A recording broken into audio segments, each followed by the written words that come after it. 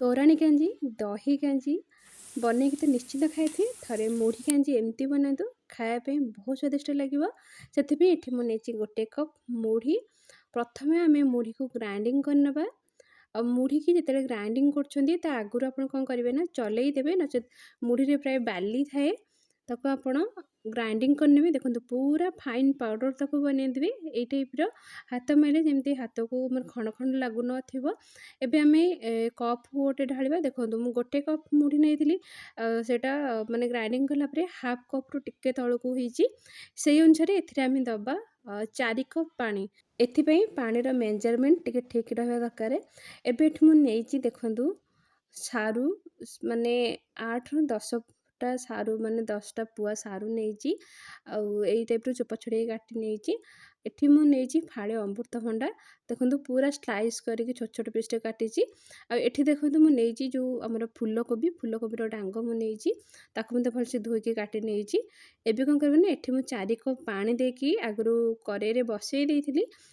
ଗ୍ୟାସ୍‌ର ଫ୍ଲେମ୍‌କୁ ହାଇ କରିନେବେ। ଏ ଯେଉଁ ପରିବା ଗୁଡ଼ାକ ଆମେ ରଖିଛେ, ପ୍ରଥମେ ପରିବା ଗୁଡ଼ାକ ପକେଇ ନେବା। ଏବେ ଆମେ ଏଥିରେ ନେବା 1 ଛୋଟ ଚାମଚ ହଳଦୀ ପାଉଡ଼ର। ଆପଣ ପରିବାକୁ ଦେଖିକି ହଳଦୀ ପାଉଡ଼ର ଦେବେ। ଏବେ ଗ୍ୟାସ୍‌ର ଫ୍ଲେମ୍‌କୁ ହାଇ କରିକି ଆକୁ ଆମେ କଭର୍ କରିନେବା, ଯେମିତିକି ଆମର ପରିବା ଗୁଡ଼ାକ ସିଝିଯିବ 90%। ଏବେ ଦେଖନ୍ତୁ ମିନିମମ୍ 10 ମିନିଟ୍ ଲାଗିଲା ସିଝିବା ପାଇଁ। ମୁଁ ଦେଖେଇ ନେଉଛି ଆପଣଙ୍କୁ, ହାତରେ ଟିକେ ଚେକ୍ କରୁଛି।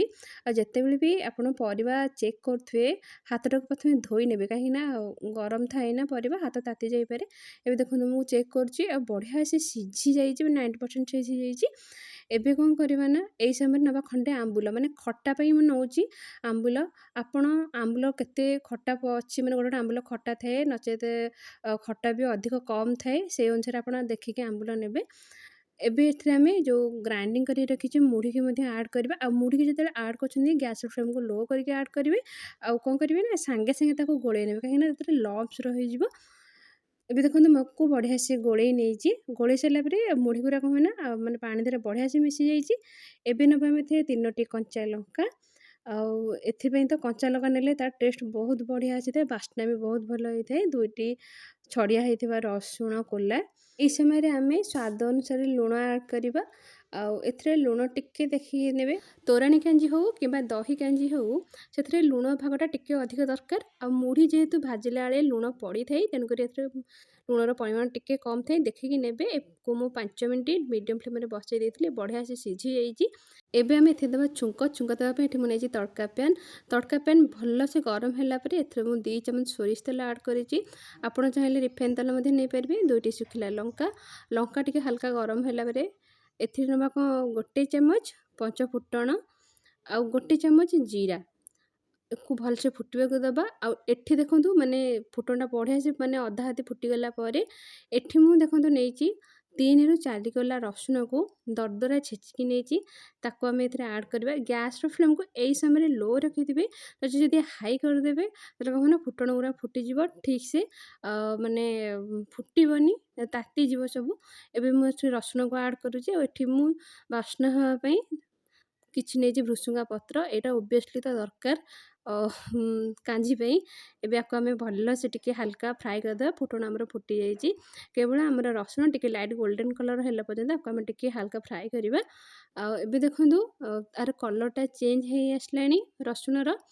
ଏବେ ଆମେ ଦେବା ଛୁଙ୍କ। ଏଥିରେ ମୁଁ ଛୁଙ୍କ ଦେଇକି ସାଙ୍ଗେ ସାଙ୍ଗେ କ'ଣ କରିବି ନା ଘୋଡ଼େଇ ଦେବି। ଘୋଡ଼େଇ ଦେଲେ ତାର ଯେଉଁ ବାସ୍ନାଟା ସେଇଟା ଆଉ ବାହାରକୁ ଯିବନି। ଏବେ ଦେଖନ୍ତୁ ମୁଁ ଘୋଡ଼େଇ ଦେଲି ମାନେ 1 ମିନିଟ୍। ଆଉ 1 ମିନିଟ୍ ପରେ ଆକୁ କଭର୍ ଖୋଲିବା। ଏବେ କ'ଣ କରିବା ନା ଏଥିରେ ନେବା ଜିରା ଲଙ୍କା ଗୁଣ୍ଡ। ଆଉ ଯେତେବେଳେ ବି ଦେଖନ୍ତୁ ମାନେ ଛୁଙ୍କ ଦେଉଛନ୍ତି, ପ୍ରଥମେ ପ୍ୟାନ୍‌ଟାକୁ ବା ମାନେ ଗରମ କରିବେ, ନଚେତ୍ କ'ଣ ହେବ ନା ତେଲ ଗୁଡ଼ାକ ଉପରେ ଭାସିବ। ଯେହେତୁ ମୋର ଏଇ କାଞ୍ଜି ମୁଁ ବଘାରିଲା ବେଳେ ସେଇ ପ୍ରୋବ୍ଲେମ୍ ହିଁ ହେଇଥିଲା।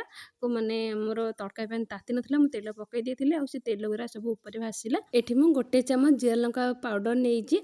ଆପଣ ଦେଖିକି ଆପଣଙ୍କ ହିସାବରେ କେତେ ରାଗ ଖାଉଛନ୍ତି ସେଇ ଅନୁସାରେ ହିଁ ନେବେ। ରହୁଛି, ପୁଣି ଦେଖା ହେବ ନେକ୍ସଟ ଭିଡ଼ିଓରେ। ରହୁଛି, ନମସ୍କାର।